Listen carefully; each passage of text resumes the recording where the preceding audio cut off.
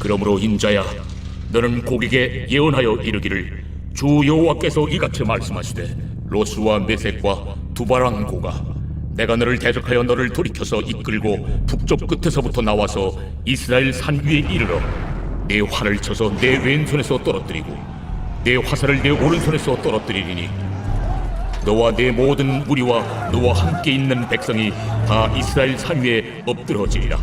내가 너를 각종 사나운 새와 들짐승에게 넘겨 먹게 하리니 네가 빈 들에 엎드러지리라. 이는 내가 말하였음이니라.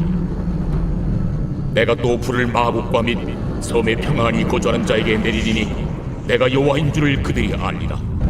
내가 내 거룩한 이름을 내 백성 이스라엘 가운데 알게 하여 다시는 내 거룩한 이름을 더럽히지 아니하게 하리니 내가 여호와 곧 이스라엘의 거룩한 자인 줄을 민족들이 알리라.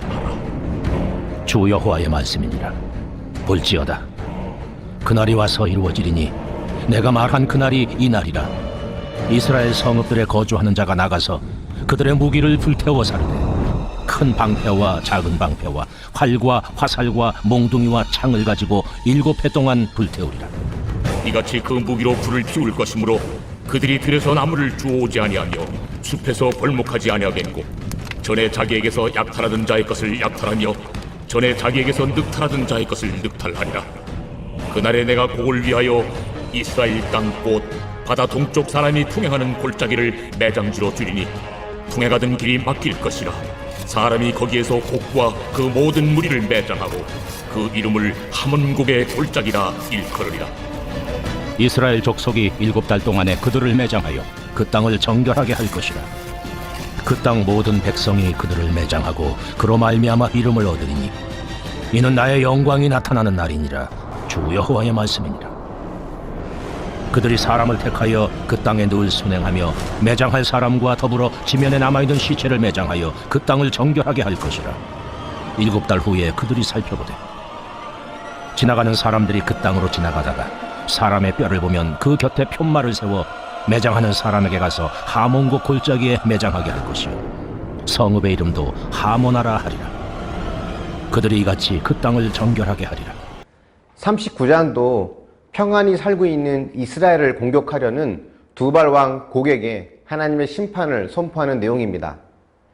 2절부터 이어지는 내용을 보면 두발 왕 곡을 비롯한 연합군들의 활을 떨어뜨리고 그 백성들이 다 엎드러질 것임을 말씀하십니다.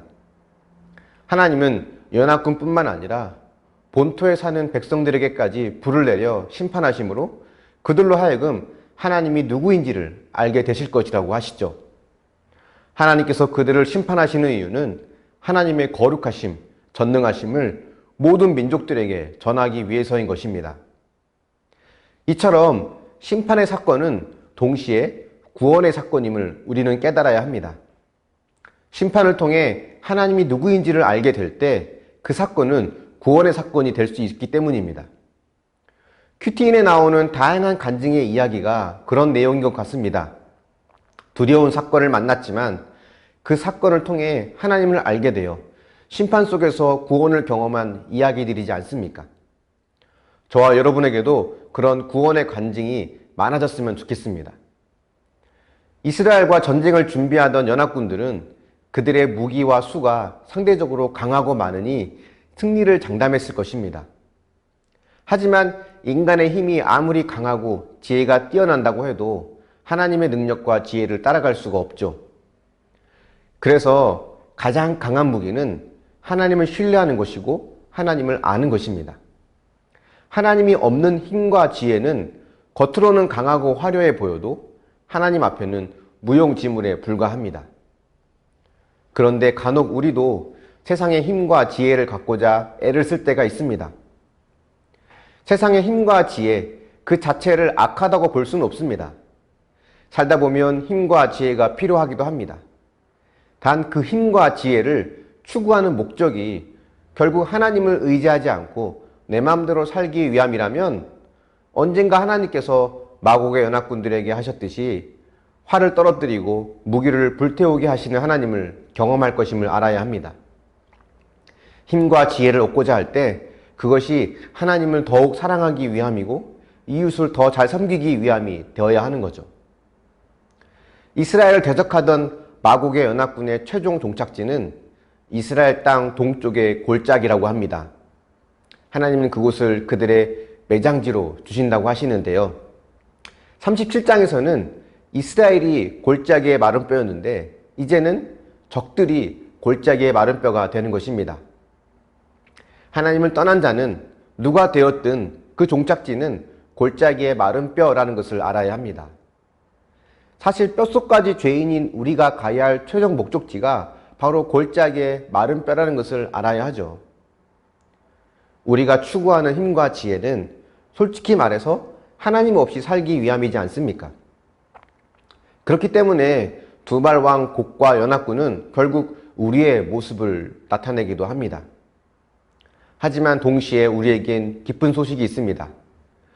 우리가 마땅히 처해져야 할 골짜기에 버려진 마른 뼈의 모습을 주님께서 우리를 대신하여 이미 다 당하셨다는 것입니다. 골고다 언덕 위 십자가에서 친히 달리셔서 죽으시고 친히 무덤에 묻히셨기에 더 이상 주님은 우리를 골짜기 매장지로 던지시지 않으실 것입니다. 그 은혜로 우리가 주님의 자녀가 된 것이죠. 이 은혜를 기억하고 더욱더 하나님이 기뻐하시는 거룩한 삶을 살아낼 수 있기를 바랍니다. 묵상해 보십시오.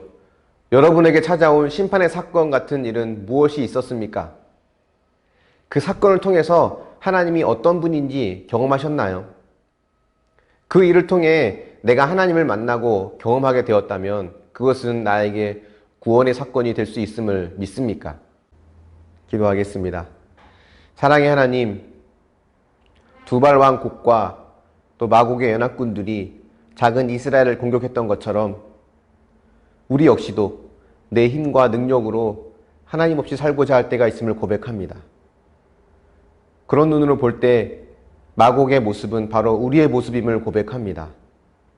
주님, 우리를 불쌍히 여겨주시고 은혜로 함께하여 주시옵소서. 하나님 없이 살고자 했던 우리의 죄를 용서하여 주시길 원합니다. 무엇보다 우리가 골짜기의 마른 뼈로 벌어져야 하는데 십자가에서 달리신 주님의 은혜로 우리가 주님의 자녀가 될 수 있음에 또한 감사를 드립니다.